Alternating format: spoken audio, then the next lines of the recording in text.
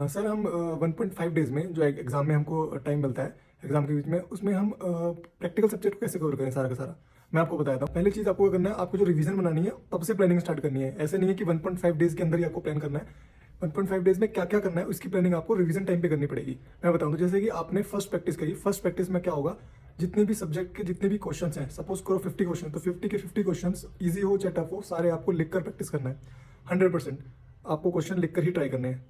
फिर आप first practice खत्म कर दोगे, सेकंड प्रैक्टिस पर पूछोगे। सेकंड प्रैक्टिस पर पूछने के बाद आप सेम प्रोसीजर अप्लाई करोगे, सारे के सारे क्वेश्चन दोबारा से सोल्व करोगे लिखकर इन राइटिंग। ओके, लेकिन इस बार अलग क्या करोगे, इस बार अलग करोगे जो क्वेश्चंस आपको स्टार्ट नहीं कर पा रहे थे, उसका प्रेजेंटेशन आपको समझ नहीं आ रहा था, आपको देखना पड़ा कि हाँ क्या प्रेजेंटेशन है, फिर आपने क्वेश्चन किया, या आपको जो फाइनल आंसर आया, प्रेजेंटेशन आपको आती है लेकिन फाइनल जो क्वेश्चन आंसर आया आपका वो मैच नहीं किया आंसर से आपके, तो उन क्वेश्चन को क्या करना है आपको, वो आपको मार्क कर लेना है। ठीक है, इंपॉर्टेंट मार्क कर लेना है या कोई टिक लगा लेना है। ठीक है, इससे उससे क्या होगा, सारे चैप्टर्स में क्या होगा, 4-5 क्वेश्चन या सपोज को 10 क्वेश्चन ऐसे होंगे जिसमें आपने टिक लगाया होगा। ओके, तो ऐसे आपको सारी प्रैक्टिस खत्म करनी है। फिर आते हैं थर्ड प्रैक्टिस में। थर्ड प्रैक्टिस में क्या होगा, फिर दोबारा से आपको क्या करना है, जो आपको क्वेश्चंस हो गए थे, मतलब क्या हुआ था, आपने कोई क्वेश्चन किया बहुत ईजी था, आपको पता था, आपने लिख कर ट्राई किया, हो गया था सेकंड प्रैक्टिस में। तो थर्ड प्रैक्टिस में आपको क्या करना है, उस क्वेश्चन को रफली करना है, कैलकुलेटर पे या कॉपी पे शॉर्टकट में करना है, सब फुल फ्लेज नहीं करना है। ठीक है, फुल फ्लेज कौन से क्वेश्चन करने हैं, जो लास्ट टाइम पे सेकंड प्रैक्टिस में आपको प्रॉब्लम आई थी, जो आपने टिक किए हुए थे, वो आपको फुल फ्लेज करने हैं। ओके, और उसमें थर्ड प्रैक्टिस में जिसमें दोबारा से आपको दिक्कत आई, फिर उस पर टिक लगा लेना।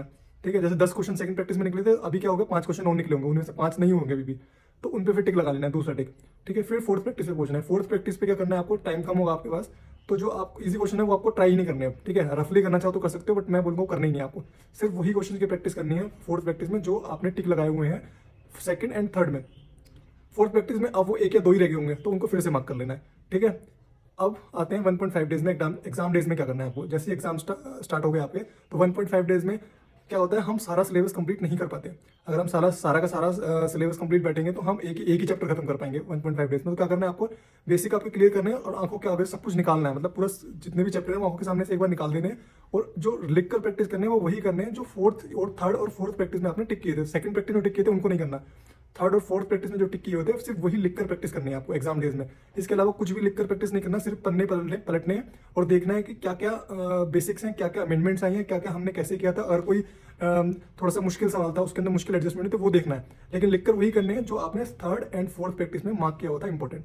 ठीक है, इससे क्या होगा, आपको कॉन्फिडेंस हो जाएगा, आपका 100% सिलेबस कंप्लीट हो जाएगा एग्जाम से पहले, और एग्जाम में वही याद आएगा जो आपने देखा होगा। इसलिए सब देखकर जाना है, बट लिखकर वही ट्राई करना है जो आपको थर्ड और फोर्थ प्रैक्टिस में दिक्कत आई थी। ओके, तो इस तरह से आपके जो सिलेबस है वो कंप्लीट हो जाएगा एग्जाम डेज में 1.5 डेज में।